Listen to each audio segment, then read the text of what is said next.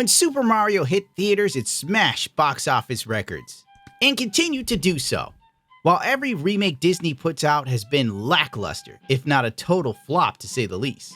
Case in point, Rotten Tomatoes removed the audience score reviews for Peter Pan and Wendy, only to restore them later on when people took notice.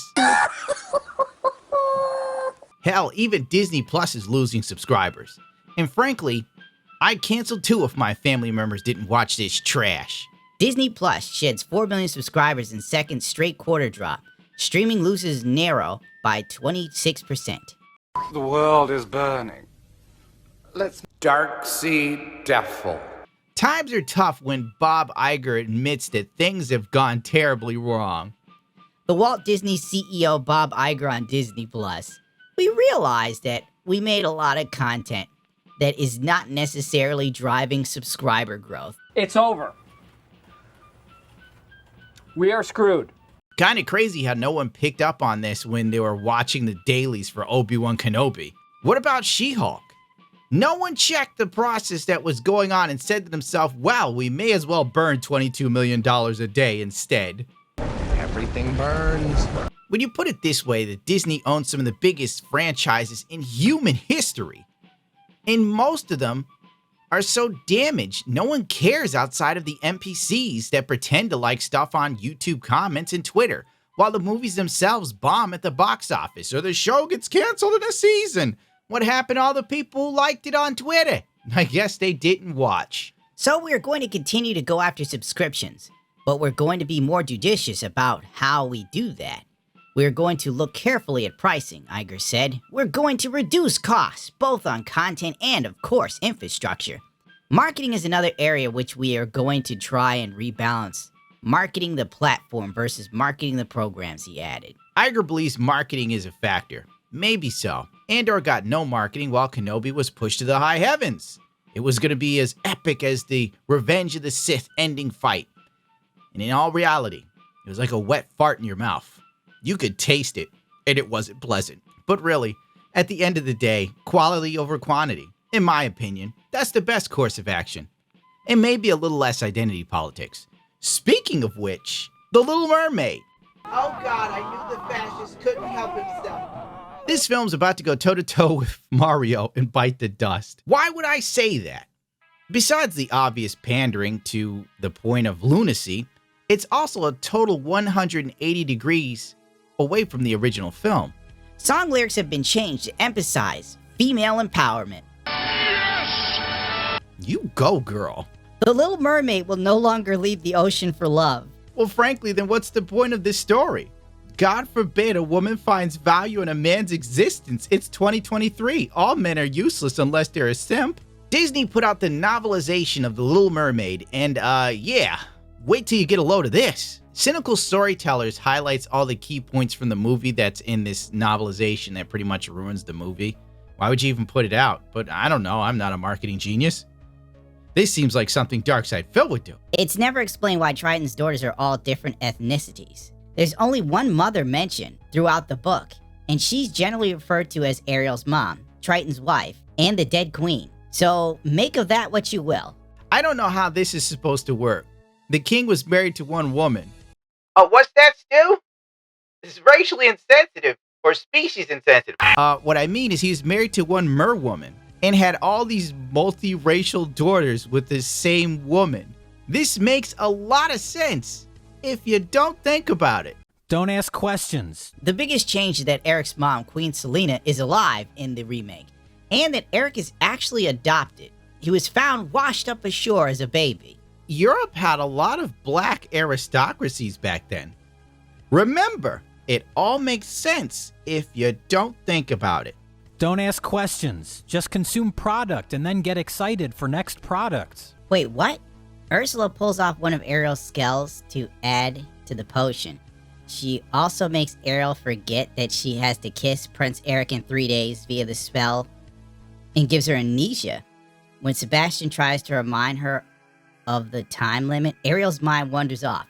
This is stupid. I regret to inform you that the rumors are true. Ariel is the one who defeats Ursula by steering the ship while Eric is the one caught in the whirlpool. Again, the climax is otherwise the same as the original. Ah, but they just swapped around who's the hero. I love modern Disney because they have no respect for their own stuff. Ariel takes out Ursula and not the prince. God forbid a man has any agency or is useful, because as we all know in modern filmmaking, men are totally trash and worthless and don't do anything. She doesn't need no man's love or help. Then what's the point of doing this remake if you're just going to change key aspects about the characters and their story? At this point, I think I'll go see Mario, because I know the film will give fans what they want. I know, crazy concept, fan service, and giving people what they actually want instead of antagonizing your fan base or changing around key aspects of things that people are nostalgic for. And then when they say, hey, why'd you do that? You just start screaming, because you're a bigot. Eric not saving Ariel and defeating Ursula to save the woman he loves being taken out of the film makes no sense.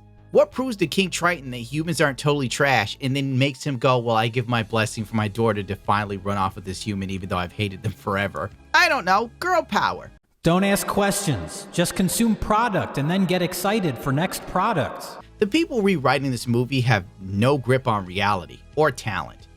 Ariel saving Eric twice in the film and he never saves her. Like, What is this? If you go out on a date with a woman, she won't even pick up a check, let alone your body. Ariel does not become human right after the big showdown. It happens a few days later after Triton observes how much she longs to be with the humans. why does she want to be with the humans? That makes no sense. I want to go to the surface and hang out with all these people I don't know. But it isn't about her being a love of Eric. What the hell's the point? It's like moving out of your parents' house to go hang out with strangers. Also, the wedding scene at the end is replaced with Ariel and Eric going on a sea voyage. So instead of getting married, they go on a trip to basically take photos for Instagram. Because in the movie, Eric's family is kind of struggling. So he's broke, and no modern black woman wants to be with a broke-ass man. Talked about, they're not earning the incomes, they're not having the resources, and some of them are not even showing up in the leadership. Would you date a bus driver? Would you date If he owns the bus. If he owns No. it. If he owns the bus. See, that's a problem. That's a problem. Kill me, please. I want to die. On some levels, I almost feel like this film is a psyop to further teach young black girls that they don't need no man, they can do it all on their own. Which is why the black community suffers more than any other race when it comes to single-parent households. Did you know most children in the black community are born to around 73.3% single-parent homes? And that was in 2015. And as you know, the world has gotten worse since then. But that's just a conspiracy theorist in me talking. In the final bit of goofiness, I forgot to mention the book does state that Ursula is responsible for the death of Ariel's mom, but it never goes into detail about how and why. This might be addressed in the movie, though, but I'm not sure. this retcons Ariel's mother's death, which is why the king hates humans so much, and he forbids her to go to the surface, yada yada yada. It also takes a steamy dump on the prequel book, Poor Unfortunate Souls, Tale of a Sea Witch. You probably never heard of it because you kinda don't care, so I'll save you some trouble of reading it. It's your typical Disney fare where a female villain that's obviously been a villain isn't really evil. She just had a very tragic past, and the king was horrible to her, and the villagers that she lived around were terrible to her. They made her what she was. She never had a chance to be good because men are trash. It's your usual chubby chick fan fiction that we've come to know and abhor in our modern age. So yeah, I've spoiled the movie for you. Sorry, not sorry. You weren't going to go watch it anyway.